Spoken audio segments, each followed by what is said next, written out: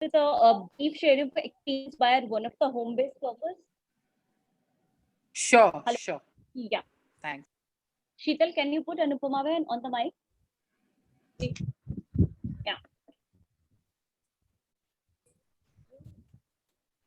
Okay, so she will be speaking in Hindi. I'll just quickly do the translation when she's done. Anupama बहन, हाँ जी बहन, हाँ ठीक है, आप कैमरा ऑन कर लीजिए और हाँ ठीक है। सो अनुपमा बहन, आपको बहुत ब्रीफली अब तक आपकी जो अनुभव है सेवा के साथ जुड़ने के, वो आपके साथ जुड़ने से आपके जीवन में जो बदलाव आया है उसके बारे में शेयर करना है, ठीक है? चलिए, ओवर टू यू। नमस्ते, मेरा नाम अनुपमा है। मैं रुबाब में 5 साल से जुड़ी हुई हूँ रुबाब के साथ, और रुबाब में मैं काम करना बहुत अच्छा लगता है मुझको। हम सभी बहनों के साथ यहाँ मिलके काम करते हैं और सभी बहनें हम एक परिवार की तरह रहती हैं और एक दूसरे की हेल्प भी करती हैं और काम भी करते हैं, साथ में एंजॉय भी करते हैं।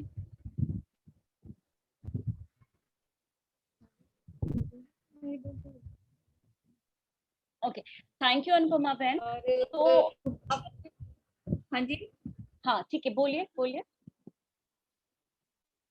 पे बहुत ही अच्छा प्रभाव पड़ा है। मैं पहले घर में ही रहती थी और अपना ये जो काम मैं रुबाब में करती हूँ, कढ़ाई सिलाई बुनाई का, ये मैं अपना फ्री टाइम में घर पे करती थी। मुझे ये एक बहन ने बताया था कि एक रुबाब है, वहाँ पे जो घर बैठे बहनें होती हैं उनको काम देते हैं, कढ़ाई भी सिखाते हैं, बुनाई भी सिखाते हैं।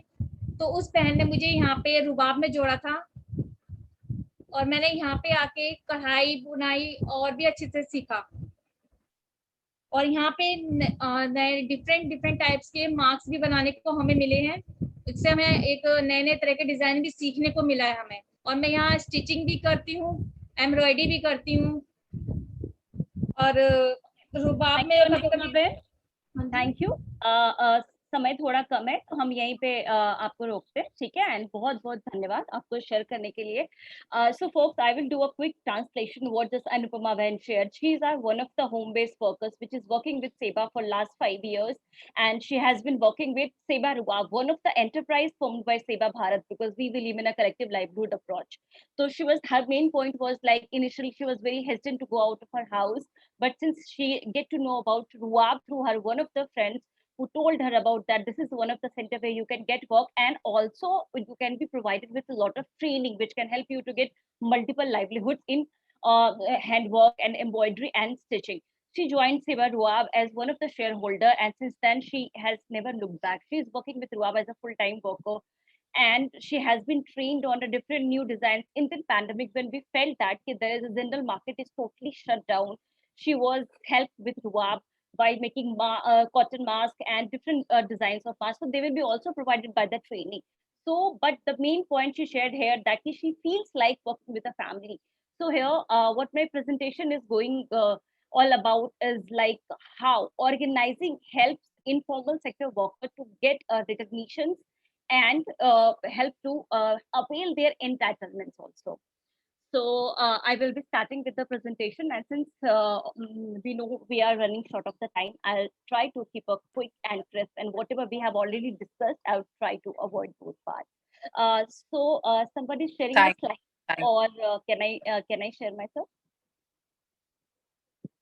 Hi Lakshmi, my slides, or should I share? Yeah, if you can, why don't you go ahead, because then you can skip so the slides for that, you don't want to speak. You will have to make me host. Then only I would be able to share, I guess. No, I can. I'm sharing. SHP, can we? Yeah, okay. That's fine. So all of you can see my slide. Yeah. Yes, we can see it. Yes. Okay.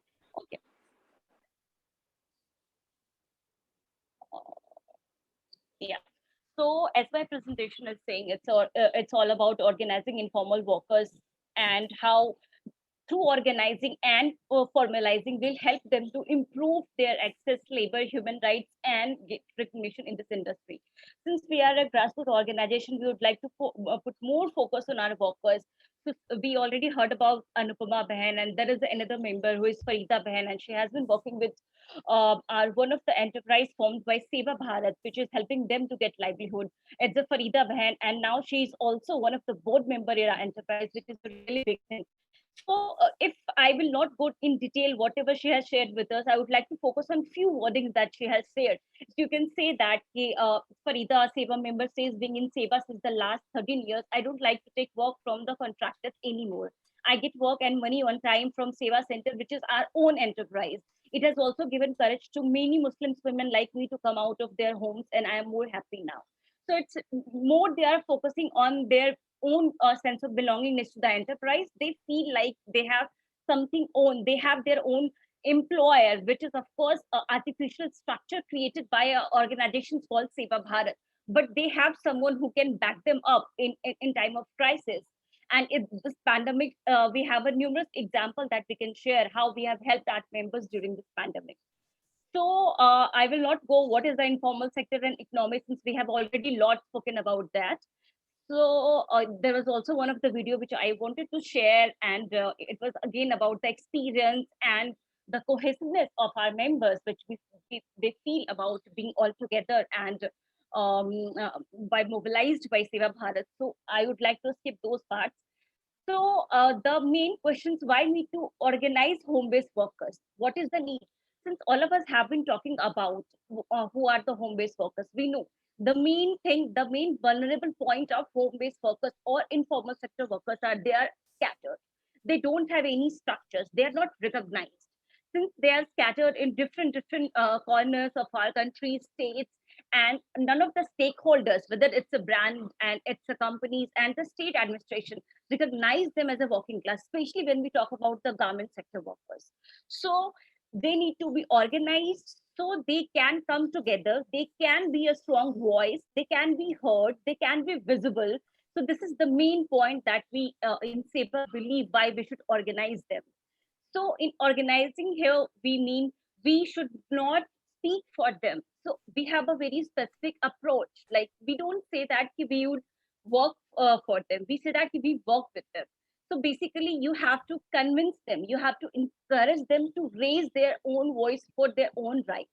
So we are there to build their capacity, to enhance their visibility and awareness about their entitlements present. And the policy has to be made by the state and other stakeholders. But they have to be conscious enough to raise their voice. So Seva kind of organization would be there to back them up. So if we talk about the challenging, the main challenge has been so far in organizing, because they work in isolations. They are quite scattered. So it's really important to collect them at one place and organize them in some sort of artificial structure. That can be in the form of enterprise, it can be a form of trade union, it can be form of cooperative. So all of us can come together and be bind by artificial structure which has some norms, rules, regulations, and that will create some visibility in this sector. So if we talk about the normal problem, which already we have discussed in other presentations, it's all about, home-based, especially when we talk about the supply chains. These women are really vulnerable and exploited by the third person, which we call middleman. So the main point which Farida has also mentioned in her case study when I was talking about her, it's mainly the contractors, whenever they give work to our women and our workers, they don't give payment on time and the payment is quite irregular. So these are the point. And even as I think Kritika already mentioned in her presentation, that these women are not aware about for which brand they are working off. So even if in some sort of traffic situations and some, if they in middle of the work, if they just stop the work and they have flew from the state, they have gone somewhere, these women won't be able to find them and ask for their money if there are any money left with those contractors. And again, they never told the honest price of the piece rate, which all of us have been talking. Of course, there is a quite deep gender imparity in terms of wages also. And yeah, so garment supply chain can have multiple layers, making home workers invisible. When we talk about the garment supply chain, there is a numerous the level of the workers who is doing. For example, if we talk about a shirt, or if we talk about the Zara tops, there is a level of steps that is involved in one such. Even in our centers, whenever we get work through export houses, so there are women who is a 2-3 levels of work they are doing. Somebody is putting a button on the piece, and somebody is putting a sequence on, somebody is stitching the pieces. So you never know what sort of women is involved at what level of the work. So that is really very sometimes uncertain to decide their wages also, because their work is not very clear. It's so uncertain. They don't know what piece rate they are working on. So when we come to Seva Bharat, and I can also see there is our fellow representative from the WeGo, Shalini Aben is there, and also we have spoken about the HNSA. So Seva is also part of this network, and we have been working since long time with WeGo and HNSA to fight for the rights of our home-based workers, especially the garment workers and domestic workers, street vendors. So when we are talking about, so it's not just Seva Bharat. I think who all are here present are quite conscious what we have to do. So when we talk about the intervention, it is not one of the civil society's job. It's all of us our jobs, and we should work and fight together to set this in the mainstream industry, which would going to help our garment sector workers. So in Seva, what we basically strive to, it's home-based workers to recognize them, to help them get recognition as a working class, especially in garment sector, and give home-based workers a collective voice and bargaining power. Where we are talking about collectivizing them, putting them together in a group, and it's basically to raise their voice, to have a strong, loud voice which can be heard by the stakeholder who is responsible for their well-being, who is responsible for making policy for them. So when they come together in a sort of artificial structure, I would say in form of enterprise and cooperative. So, and there is already a set of rules and regulations. There is layers of leaders involved in those enterprise, and the enterprise is owned by these community women. So then they feel a sense of power. They can go and advocate for their own rights, can be backed up by the organization like Seva and WeGo and HNSA, of course. Because still our women are vulnerable at many patterns. Like they are not aware about the gap that is happening at the entitlement is there and the ground. That gap has to already merged up. Yeah. So, and then increase home workers' visibility in supply chain that we have already discussed about. Advocating for fair labor regulations, as we have discussed, there is a quite huge wage disparities in the male, female also, and even the piece rates. So there has to be a pattern, fixed formula on the basis of we can calculate their wages, the layer and the system has to be very transparent. So for example, if we are making a Zara top, how many layers of workers are going to involve, how many steps are going to be involved, and at what steps, what sort of work are being done by the particular women, and what sort of payments has to be made to those women. So these has to be very clear so far, which is very uncertain and not clear and not transparent, which is why they even we civil society organizations are not able to advocate in that way. So there has to be clarity on such things. And again, support informal Thank you, workers. Anuhita. Yeah. If there are Yeah, 5 if we minutes, can I sort can of wrap up in the move next forward one. to the technology. Yeah. So the last and most important thing is can technology support home-based workers? Yes, of course, it can support, but we need to have a very different approach, because since last year, when the pandemic has hit the entire globe, we have felt the need of going virtual. So when we talk about the technology, the first thing comes up is the access to these devices to our women.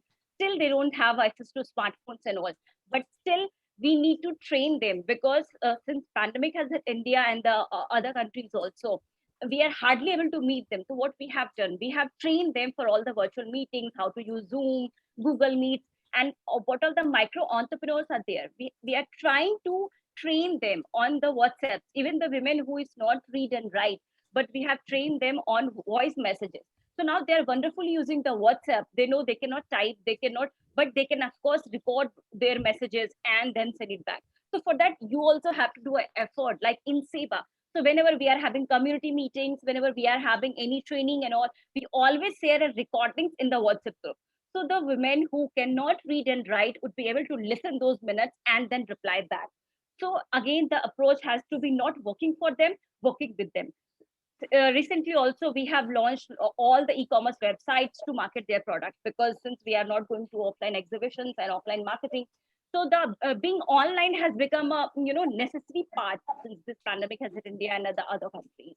So this is there. So again, I would like to say that whenever we plan approach and intervention, that has to always center to the informal sector women workers, and we should always work with them, not work for them.